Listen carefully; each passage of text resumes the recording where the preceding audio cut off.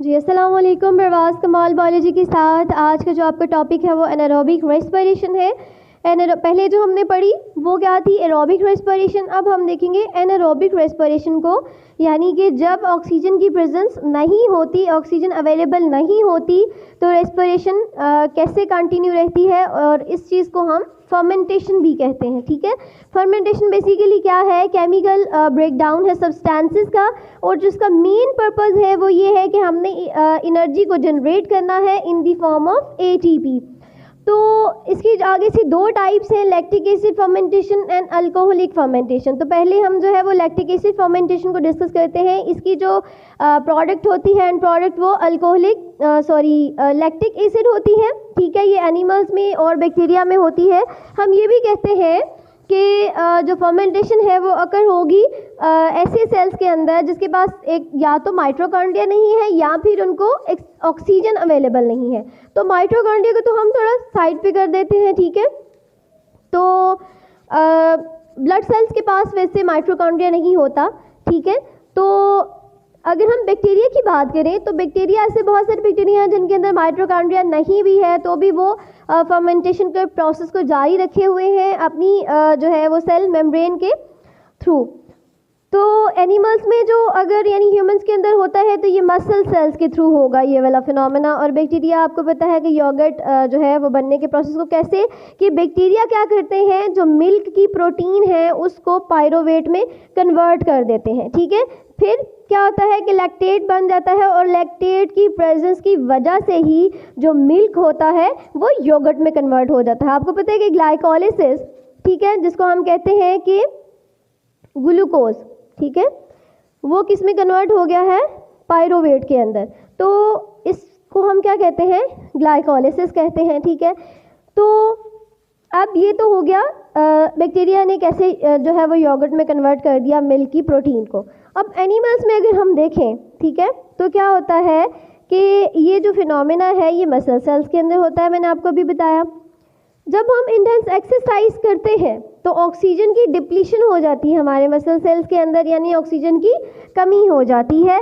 और लेकिन फिर भी ये किस तरह से एनर्जी जो है वो जनरेट करना स्टार्ट करते हैं, फर्मेंटेशन के थ्रू जो है वो अपनी एनर्जी जनरेट करना स्टार्ट करते हैं। ठीक है, इसमें क्या होता है कि ग्लूकोज से पायरोवेट में कन्वर्ट होने के प्रोसेस को हमने ग्लाइकोलिसिस कहा। ग्लाइकोलिसिस का प्रोसेस हुआ और उसके बाद जो है वो एटीपी हमारे पास जो है वो उसके दो मॉलिक्यूल जो हैं वो जनरेट हो जाते हैं। उसके बाद ये लैक्टेट में जो है कैसे कन्वर्ट हुआ वो मैं आपको बताती हूँ नेक्स्ट, कि लैक्टेट के अंदर जब ये कन्वर्ट हो गया तो क्या हुआ, ये मूव कर जाएगा ब्लड के थ्रू लिवर के अंदर, और फिर वहाँ से दोबारा ये क्या हो जाएगा, पायरोवेट में कन्वर्ट होगा, और दोबारा से ये सारा जो है वो प्रोसेस जारी रहेगा एनर्जी जनरेट करने का। ठीक है, नेक्स्ट हम देखेंगे अल्कोहलिक फर्मेंटेशन। ठीक है, नेक्स्ट हम देखेंगे अल्कोहलिक फर्मेंटेशन को, कि इसका जो एंड प्रोडक्ट होता है वो अल्कोहल होता है, इसलिए हम इसको क्या कहते हैं, अल्कोहलिक फर्मेंटेशन कहते हैं। ये यीस्ट के अंदर होगा, ठीक है,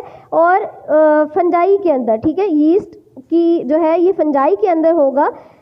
आपको पता है कि ग्लूकोज दोबारा से वही प्रोसेस के पायरोवेट में कन्वर्ट होगा, 2 ATPs हमें मिलेंगे। अब इसके बाद, ठीक है, थोड़ा सा process unlike lactic acid fermentation यहाँ पे बदल गया। यहाँ पे जो कार्बन डाइऑक्साइड है यहाँ से बाहर निकल जाएगी, जो कि हेल्प कर रही है ब्रेड को रेस करने में। यानी आपको पता है कि ब्रेड के अंदर वो बबल्स होते हैं, वो फूली हुई होती है, तो वो कार्बन की प्रेजेंस की वजह से ही होती है। ठीक है, एसिटाल्डिहाइड में कन्वर्ट हो जाएगा पायरोवेट, और उसके बाद जो है वो आपके पास एसिटाल्डिहाइड में एथेनॉल जो है वो आपके पास प्रोडक्ट आ जाएगी। एथेनॉल जो है ये बेसिकली अल्कोहल प्रोडक्ट है। तो जब बहुत ज़्यादा दफ़ा ये प्रोसेस रिपीट होता रहता है तो यीस्ट जो होगा वो इसके टॉक्सिक इफ़ेक्ट्स की वजह से मर जाएगा, और फिर ये पैंदे में जो है वो बैठ जाएगा, इसको अलग कर लिया जाएगा, और हमारे पास जो प्रिपरेशन हो चुकी है अल्कोहल की वो हम ले सकते हैं। ठीक है, तो ये आप देख सकते हैं कि ग्लाइकोलिसिस से पायरोवेट बना, उसके पास हमें जो है वो एटीपी के अंदर कन्वर्ट हो गए। अब NAD, ठीक है, NAD इज़ मच नीडेड किस चीज़ के लिए, कि हमने ग्लाइकोलिसिस को अगर कंटिन्यू रखना है तो हमें NAD नीडेड है, ठीक है। ये हेल्पफुल होता है रिडक्शन में, ठीक है। तो इसको जब हम यूज़ करते करते पायरोवेट में ग्लूकोज को कन्वर्ट करने के लिए अगर ये ख़त्म हो गया है, तो फिर उसके बाद पायरोवेट के अंदर जो है वो हाइड्रोजन मॉलिक्यूल ऐड होके तो लैक्टेट बन जाता है, जिसमें हमारे पास NAD जो है वो बनता है, जो कि हम इसको रीयूज़ कर सकते हैं दोबारा से ग्लाइकोलिसिस के अंदर, ठीक है। तो फिर जब लैक्टेट बन गया तो इस फेज़ को हम बेसिकली, ऊपर तो हमने बताया कि हम इसको क्या कहते हैं, ग्लाइकोलिसिस कहते हैं, ठीक है, इसको। और इसको हम क्या कहेंगे, NAD रीजनरेशन फेज़। इसको हम क्या कहेंगे, NAD रीजनरेशन फेज़ कहेंगे। यहाँ पे हमारे पास NAD जो है वो जनरेट हुआ, जो कि ज़रूरी है हमारे पास ग्लाइकोलिसिस को कंटिन्यू रखने के लिए। अब आप देखते हैं कि हम ये सारा प्रोसेस क्यों हो रहा है कि हमारे पास जो है वो कंटिन्यू सप्लाई रहे एनर्जी की।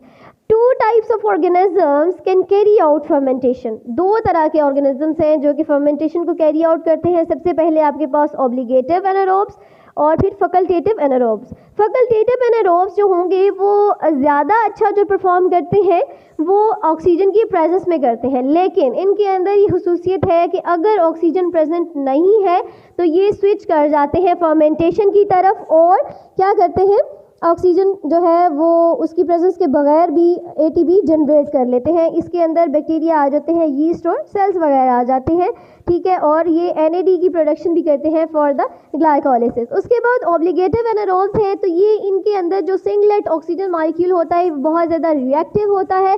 अगर हमने इनको ऑक्सीजन की प्रेजेंस के अंदर क्या रखना है, ज़िंदा रखना है, सर्वाइव करवाना है, तो हमने इनकी बॉडी के अंदर से सुपर ऑक्साइड को जो है वो रिमूव करना होगा, फिर ये जो है वो ऑक्सीजन की प्रेजेंस में जो है ज़िंदा रह सकते हैं। वैसे बेसिकली ये ऐसे हैं जिनको हम ऑब्लिगेटिव एनारोब्स कहते हैं, ये ऑक्सीजन की प्रेजेंस के बगैर ठीक रहते हैं, ठीक है। इसके अंदर बैक्टीरिया है जिसको हम क्लास्ट्रीडियम की एग्जांपल उन्होंने हमें दी है। तो ये था आपका अल्कोहलिक फर्मेंटेशन और लैक्टिक एसिड फर्मेंटेशन।